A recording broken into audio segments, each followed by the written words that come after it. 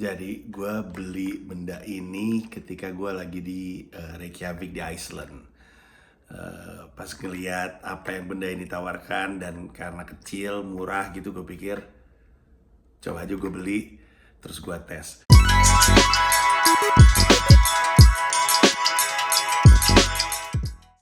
Nah tadi gue baca informasinya, dipakai setiap malam setelah sikat gigi, kemudian disemprot 3 kali ke arah belakang tenggorokan, dan setelah itu nggak boleh minum, nggak boleh makan, terus tidur. Kalau perlu 3 kali semprot lagi. Nah malam ini mau gue coba, kita lihat dampaknya seperti apa. Siapa yang ngasih tahu berdampak atau tidak? Tentunya Gamila. Kita keluarin dulu dari bungkusnya ya.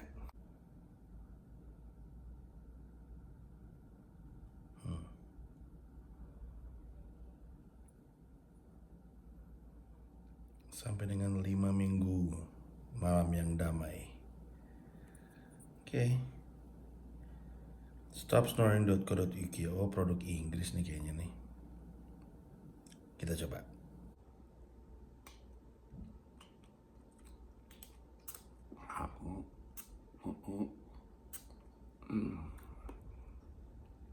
Pahit rasanya. Prediksi gue sih dia udah 3 kali semprot tadi ya. Prediksi gue sih dia kayaknya untuk melegakan sumbatan-sumbatan atau kalau ada pembengkakan dibuka sama dia. Kita tidur malam hari ini, kita lihat besok pagi.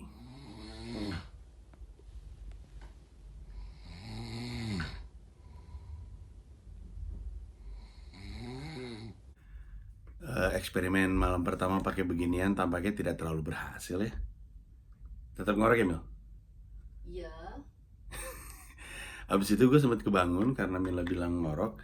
Terus gue semprot lagi, 3 semprot lagi, terus tidur lagi. Terus tapi masih ngorok. Masih.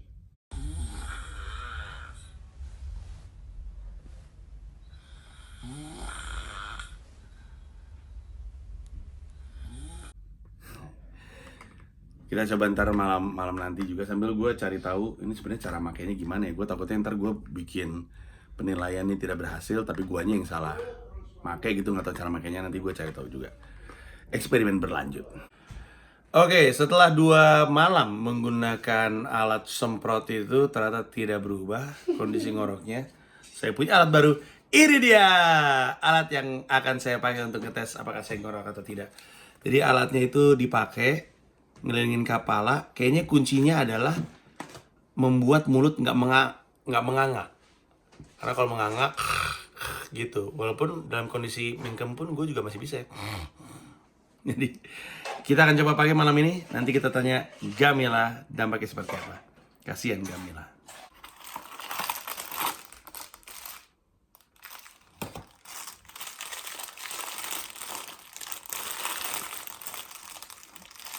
Sekilas kayak celana dalam.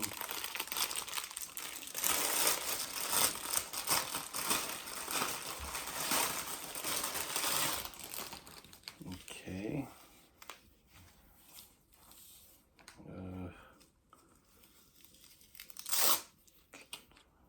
Orang bego seperti beginian. Mana nih?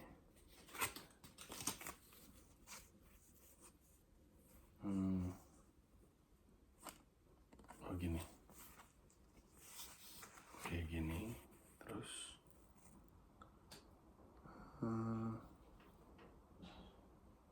gini.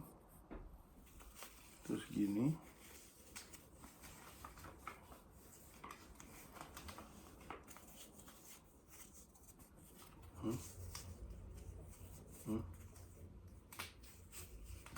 Ke atas, ini ke atas. Aduh. Begini. Di sini. Oh, oke. Udah. Begini. That should stop you from talking. Susah juga ngomongnya. Kurang keras nih kayaknya.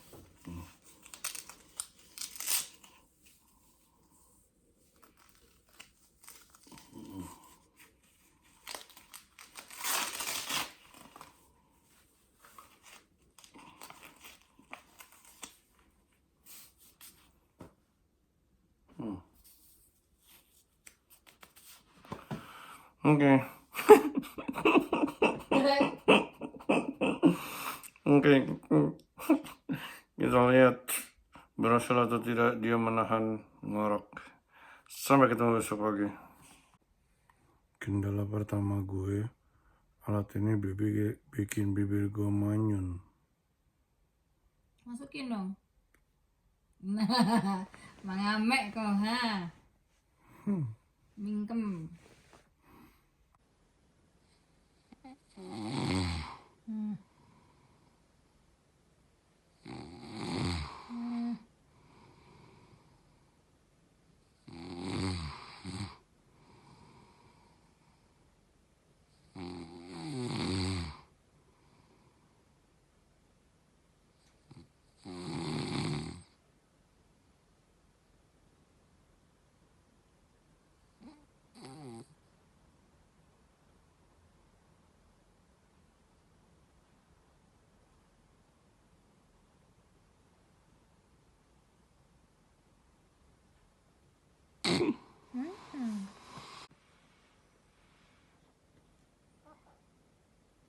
Nggak ngaruh, Mas. Nggak ngaruh.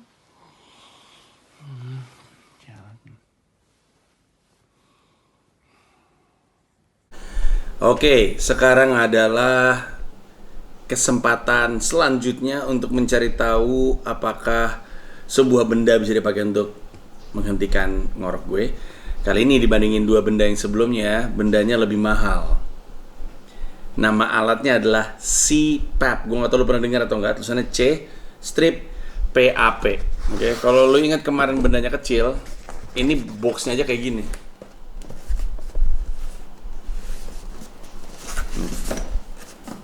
Dream Station Go Auto CPAP. Oke. Alat ini sebenarnya yang pertama kali direkomendasikan ke gue waktu gue mencoba untuk mengatasi sleep apnea gue. Terus harus diakui harganya nggak terlalu murah. Jadi gue coba aja dulu benda-benda lain sebelum hari gue beli ini. Ada nih nanti yang mau gue kasih lihat ada beberapa bagian, ada CPAP-nya sendiri. Ini adalah nasal mask, nanti akan dipakai. Terus ini kalau gue nggak salah adalah, ya betul, tas. Ini adalah casingnya. Nanti kita bahas satu persatu. Untuk informasi dasar, CPAP itu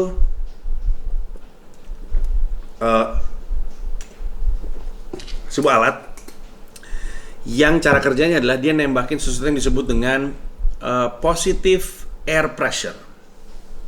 Jadi dia menghembuskan udara untuk membuka jalur pernafasan supaya nggak ada penyumbatan. Karena ngorok itu kan diindikasi karena ada penyumbatan. Nah, alatnya tuh sebenarnya aslinya gede. Yang gue beli ini adalah versi yang kecil yang bisa dibawa-bawa. Ini alatnya nih. Ini bendanya. Ini adalah tempat untuk naruh selang ini. Terus ini ada colokannya, jadi dipakainya sambil dicolok listrik gitu. Katanya ada terpisah, ada alat kayak baterainya gitu. Cara masang baterainya, nah, baterai dipasang di sini nih, klek. Tapi katanya jadinya gedenya segini, jadi lebih panjang. Nah, gue nggak beli. Ini ada slot untuk taruh micro SD. Buat apa? Buat data yang dibutuhkan sama dokter. Jadi nanti dokternya ngebaca. Jadi alatnya ini juga ngebaca nafas lu. Ini alatnya ya. Ini si CPAP-nya. Ini tombolnya nih. Coba ya. Gue sebenarnya udah diajarin tapi gue moga-moga gue inget. Oh, harus dicolok, gue lupa harus dicolok. Pokoknya ini harus nanti dipencet, nanti nyala, ntar bisa slide gitu-gitulah mengoperasinya. Nanti pas giliran gue tidur, gue akan coba, nanti gue mungkin jelasin lebih lanjut. Ini terus dia ngasih tahu lu dapat apa aja, kelihatan nggak? Ini ada garansi, terus Kita lihat ada apa aja. Oh, ini ada box lagi.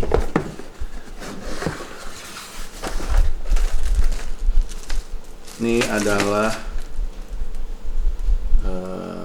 instructions. Nah, ini nih. Ini adalah ini ada kabelnya. Kalau lihat nih ada kabel dan ada tube-nya. Nanti tube-nya dipasang ke alat, disambungin ke si masker itu tadi. Sekarang gue pengen coba buka maskernya dulu. Ntar ini gue balikin. Terus instructions di sini, terus ini di sini. Di mana itu? Oh, ini gini. Gimana sih? Gimana sih? Gini ya tadi ya. Set. Mana sih? Terus ini gini. Ya gitulah pokoknya. Ini gue balikin dulu deh. Set. Nggak ada tutupnya. Oke. Sekarang gue keluarin ini.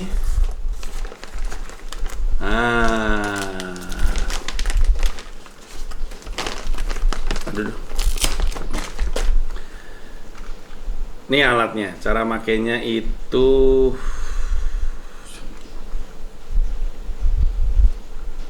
gini. Ini nanti disambungin ke sipapnya. Terus nanti kalau mau dikencengin sebelah sini. Mana sih? Nah, ya. Oh, ini sebelah sini. Ini benar nggak sih apa gue salah pakai? Apa ini harusnya di atas? Enggak. Benar. Ya gini.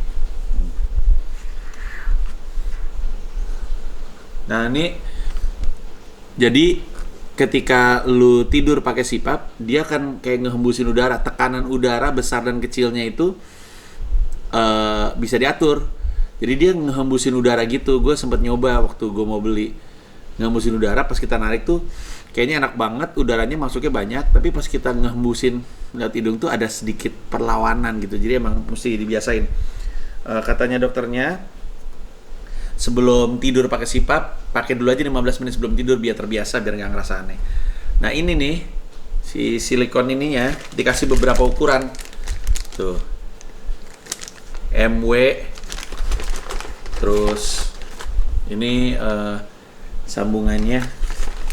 Terus ada L, MW ada L.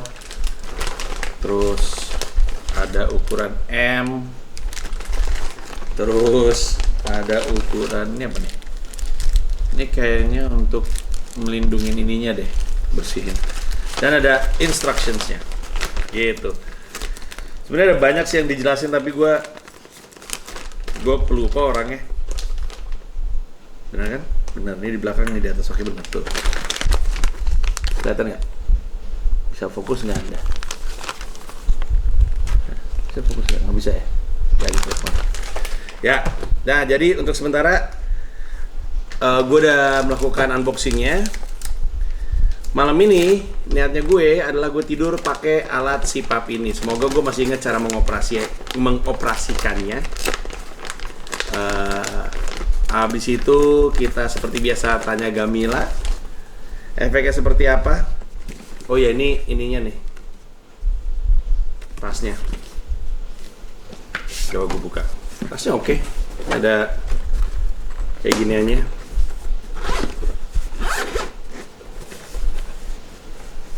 Ini ada kantongnya. Kantong ini untuk si ini nih, biar bersih. Sini mungkin untuk sipapnya. Gitu. Oke. Alat sudah dibuka.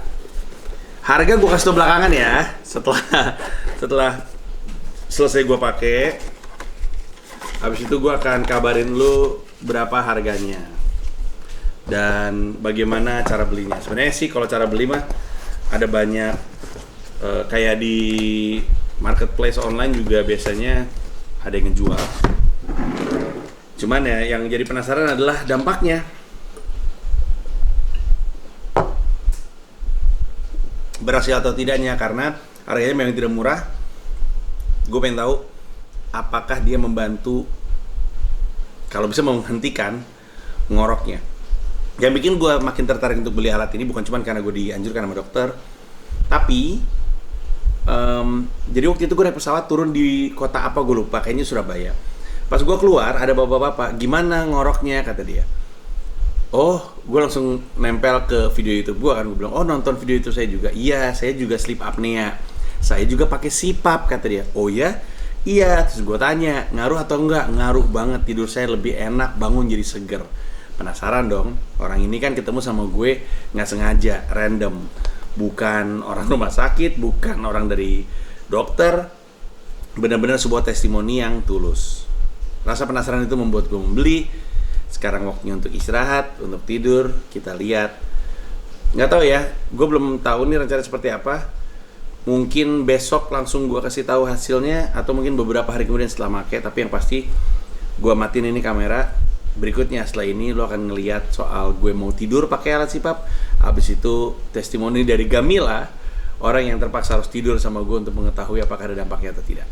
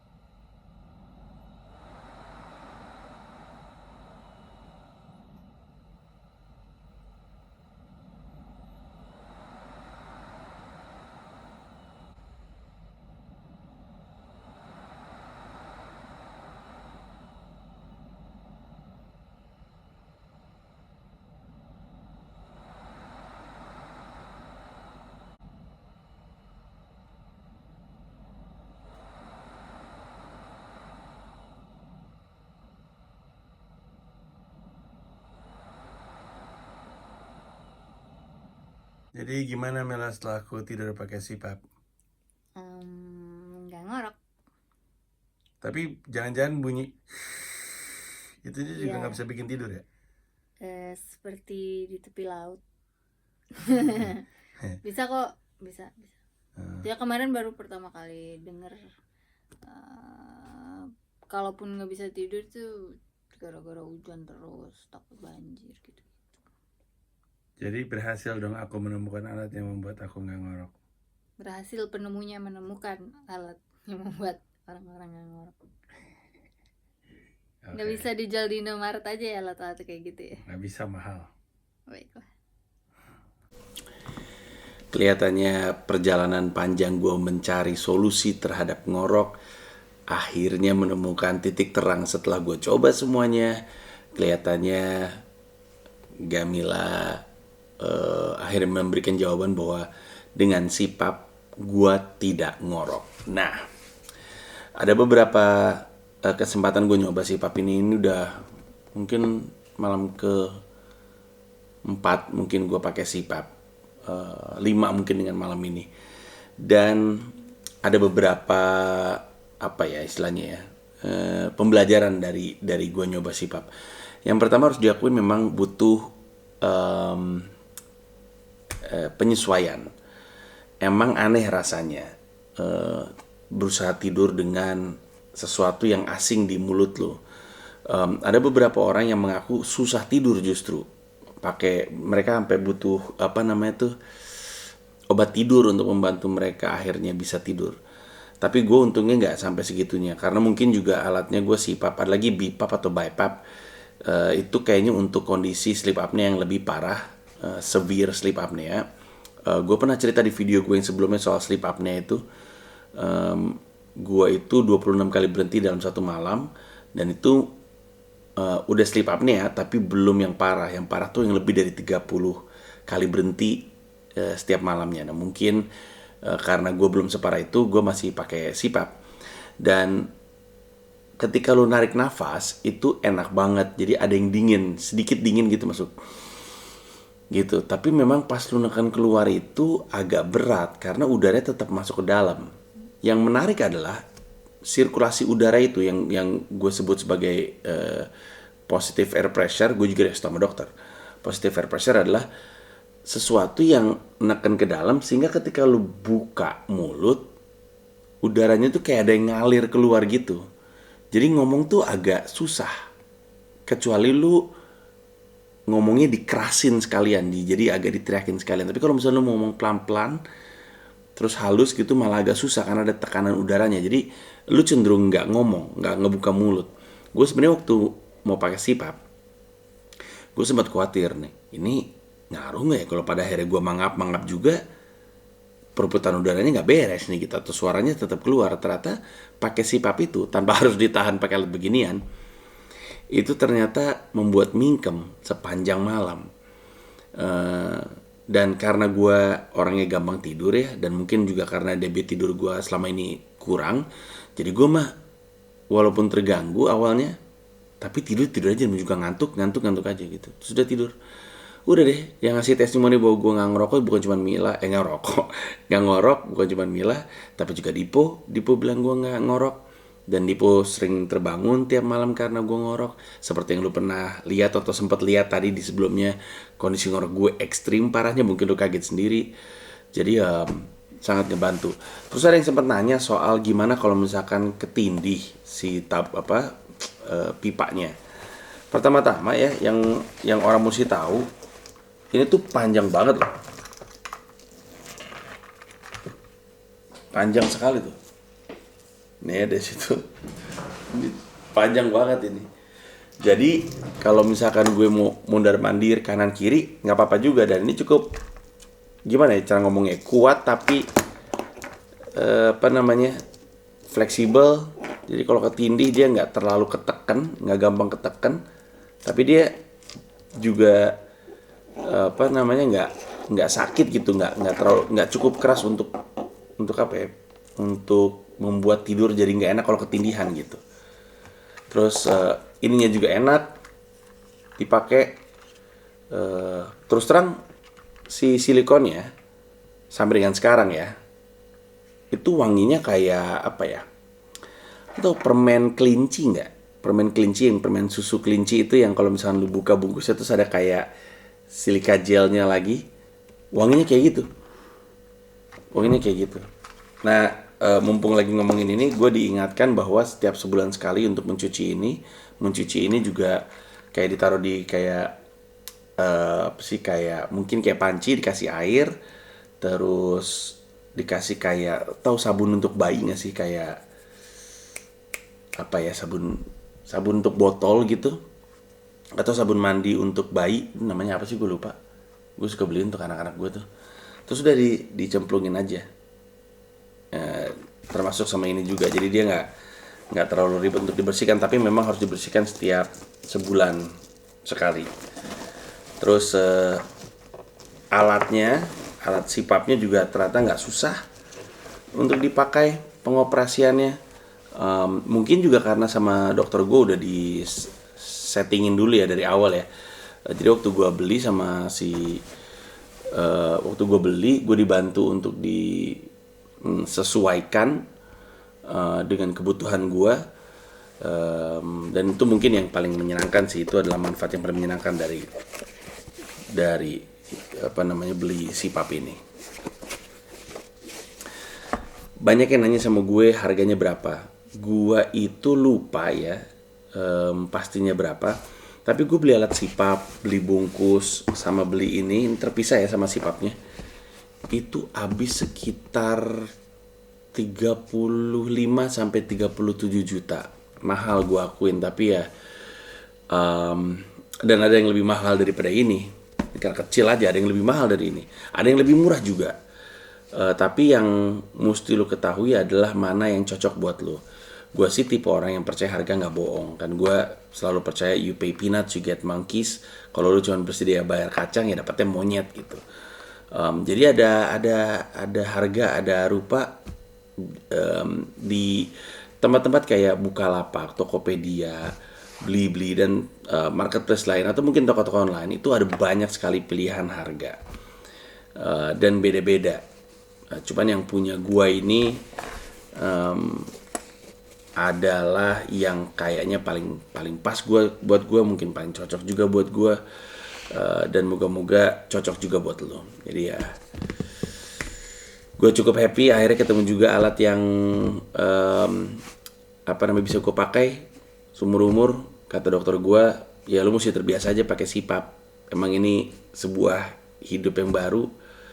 Tapi ya kayak orang pakai kacamata aja, orang mesti membiasakan dirinya pakai kacamata. Memang aneh, tapi ya mulai sekarang lo harus terbiasa. Dan gue CPAP ketika tidur. Ya moga-moga lah. Seperti yang lo tahu, ini harganya tidak murah, tapi yang murah-murah juga udah gue coba. Seperti yang tadi gue tunjukin, ternyata nggak membantu sama sekali. Jadi ya moga-moga ada dampaknya. Gue beli mahal di depan untuk kemudian seterusnya bisa gue pakai terus, dan untuk membantu gue mendapatkan kualitas tidur yang baik. Karena kalau tidur gue berantakan, metabolisme gue buruk, usaha gue untuk bisa menjaga kesehatan juga susah. Metabolisme itu kaitannya sama berusaha untuk diet gagal-gagal mulu tuh, itu salah satu metabolisme tubuh tuh. Terus tingkat konsentrasi gue harus lebih baik, segar di pagi hari, nggak ngantuk-ngantuk siang-siang, semuanya lah. Jantung, tekanan jantung seperti yang lo tahu, sleep apnea itu kalau nafasnya berhenti, jantungnya kemudian mompa tiba-tiba lebih cepat. Jadi ya tidur adalah segalanya buat gue untuk saat ini. Salah satu fokus utama gue untuk kesehatan gue. Dan akhirnya gue ketemu juga. Jadi ya kalau misalnya Anda mau pakai silahkan dicari aja. Gue bukan mau mengendorse merek apapun, alat apapun, cuman berbagi aja. Itulah juga kenapa gue nggak terlalu jelasin soal merek atau di mana gue beli atau berapa harga sesungguhnya, karena sesungguhnya harga juga beda-beda. Tapi gue cuma pengen bilang bahwa alat ini bekerja untuk gue, dan gue udah nyoba beberapa alat lain, termasuk yang gue praktekin di stand up gue tidur miring, dan akhirnya gue ketemu juga. Itu beat gue soal tidurnya nyamping, itu mereka dalam bercanda tuh 2012, dan itu datang dari pengalaman yang udah terjadi cukup lama. Jadi lu bayangin proses gue untuk bisa menyelesaikan masalah ngorok ini panjang, dan moga-moga lu juga gak harus sepanjang gue. Terima kasih banyak, semoga ada manfaatnya, dan demikianlah saya mereview sejumlah alat untuk menghentikan ngorok. Terima kasih banyak, Goks.